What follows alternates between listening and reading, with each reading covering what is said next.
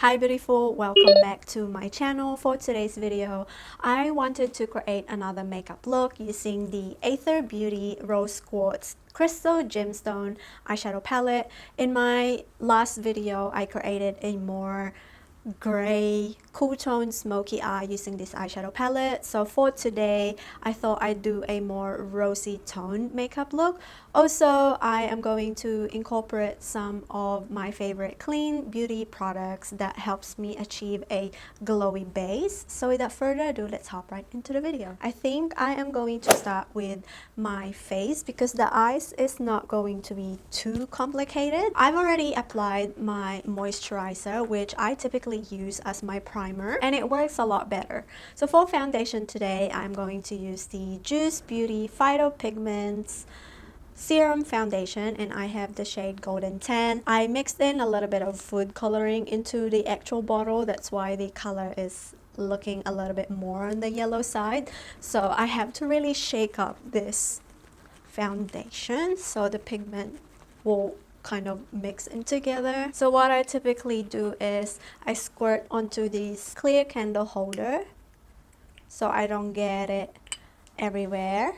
I probably need that much, and then I'll just quickly apply it on my face using the sponge. So I have a light / medium coverage. I don't want to build up more because I kind of want my skin to peek through as well. So as you can see, the foundation gave me a more natural finish. It has a little bit of sheen to it, which I am so into these days. I typically load up my foundation, but recently I have been loving a very thin layer foundation and kind of just go over the areas where I really need coverage. So for concealer today, I am going to use the Perez Arnica concealer in the shade Chai. I love to use a brush with this. You could use your finger, but I feel like using a brush and dipping straight onto the pot gives me the most opaque pickup of the product, and also it's not gonna get everywhere. So I'm going to just conceal the inner part and the outer part of my eyes and slowly drag that here to brighten my eyes as well. And then I'm going to go back to the sponge that I used before and use the remainder of the product to blend everything together. That way we don't have a harsh change of color. And whatever is left on my brush, I'm going to apply that on my chin area and around the center of my face.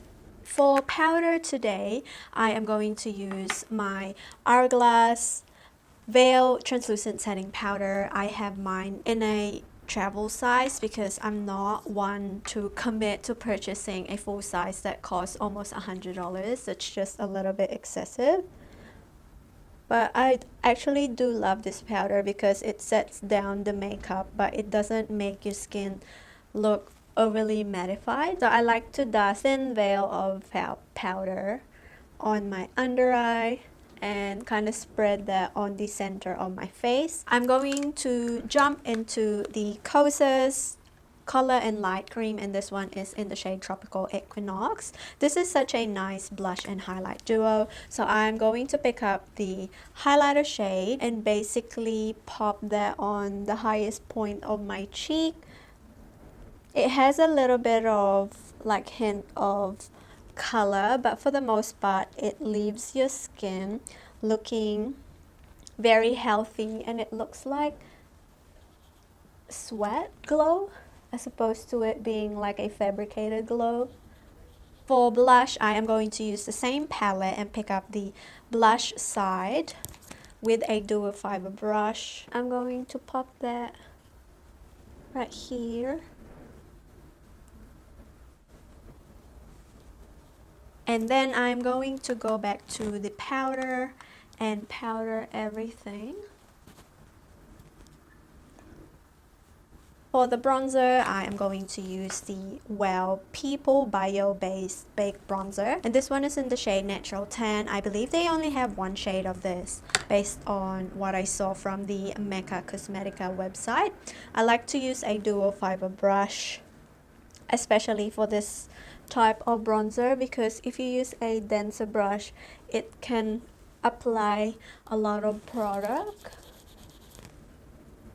And it's a little bit harder to control, whereas if I use a dual fiber brush, it gives me more subtle hint of color. So this will be perfect if you're in summer and you want to achieve that more sun-kissed glow. I do also love the fact that it has a little bit of sheen, that way it still glows. And then for more blush, I am actually going to pick up this Perez Carrot ColourPop in the shade Hello, and this is more of a vibrant poppy color. So what I like to do is to actually pick up a little bit of that on my finger and then tap that on my hand. Go back to the dual fiber brush, swirl the product around and kind of just pop that on the cheek area. That way we don't get too much, because if you go straight onto the pot, it's gonna give you too much pigment, and so it's a little bit harder to retract from that, as opposed to just picking it up with your finger and kind of building up the intensity that you wanted. So I'm just gonna quickly intensify the glow with a powder highlight, and I am going to go and use my Ilia Daylite highlighting powder, and this one is in the shade Decades. I believe this is the lighter out of the two. Based on the website, it's described as a soft gold highlight. So I like to use this brush and kind of just create like a C shape, because that's usually where the natural light hits my face. And a little bit on the nose. So moving on to the eyeshadow palette, I'm quite excited about this because there's a shade here that I really wanted to use, and that one is this one right here. So if you look at it from the pan, it's more of a rose gold eyeshadow, but when you tilt it, it has more of a orange gold tone to it. To start the eye look, I am going to use this shade right here as my transition shade. It's a little bit lighter, but it has a lot of pigment and it shows up a little bit more peachy on my lids. It's a weird shade because it looks pretty light on the pan, but when you actually apply it on the lids, it has a lot of pigment. It looks a little bit darker. With the same brush, I am going to go and use this shade right here, which has more of a mauvey undertone, and I'm going to really press that onto the crease, and I'm not going to dip into the gray taupey tone shadow because I don't want the shadow to be darker, since we already did that on the previous video. So I want the intensity of that mauvey shade to be a little bit more opaque, so I'm going to switch over and use a smaller, a little bit denser blender brush, and I'm going to pick up the same shade. The eyeshadow is a little bit powdery, so if you're concerned about that, that's something to note. And I'm going to just focus that shade on the outer V, staying in the crease, not going past. And I'm going to pop that underneath the lower lash line as well. The base shade will look something like that. I personally don't mind this eyeshadow makeup look. I could get it done and go about my day, but because I wanted to try this shimmer, so I'm going to pop this duochrome shade, and that's such a pretty shade. As you can see, if I tilt my fingers, it catches the light and it has more of that golden peachy tone to it, but if you look at it straight up, it has a rosy toned.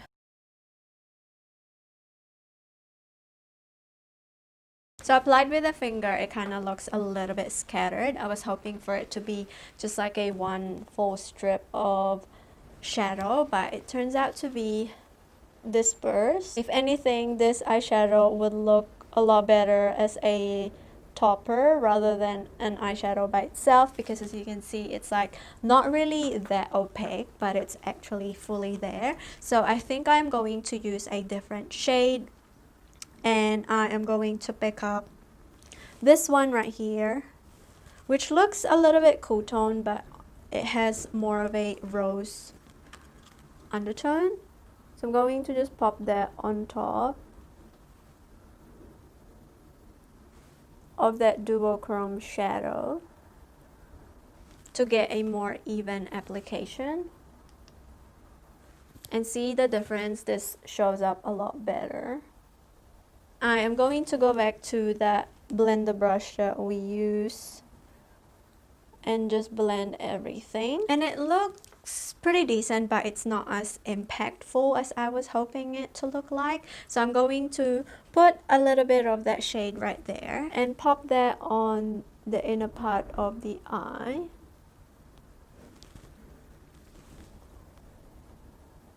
And I'm going to put that on the lower lash line as well. For the inner corner highlight, I'm going to pick up this almost silver shade with a little bit of pink to it, just over here. I am going to use the same brush, and I will actually pick up this darker shade right here and kind of tight line a little bit. And I want to deepen the outer V a little bit, so going back to that plum mauvey shade to deepen everything. So I'm just gonna quickly apply my mascara and apply my brows, and we will then come back and finish off the lips. I actually filled in my brows using this gray taupey shadow from the palette, and I feel like it matches my hair a lot better than any eyeshadow that I've ever used to fill in my brows. Also, it helped me create more of like a fluffy looking eyebrow as opposed to it being like sharpie looking. So for the lips, I am going to line my lips with the Mecca Max lip liner, and this one is in the shade, I think it's called Super, but this is a brown brick tone nude. I am going to use the Ilia Color Haze Matte Pigment as my lipstick today. To add a little bit of gloss, I am going to use the Kosas Wet Lip Oil, and this one is in the shade Dip. I like to apply this mostly on the center of my lips just to add a little bit of hydration. Here is my final makeup look. I hope you guys enjoyed this video. Please make sure to subscribe to my channel for more updates. Let me know if you want me to do more cleaner beauty get ready with me, and I will catch you on the next one. Bye.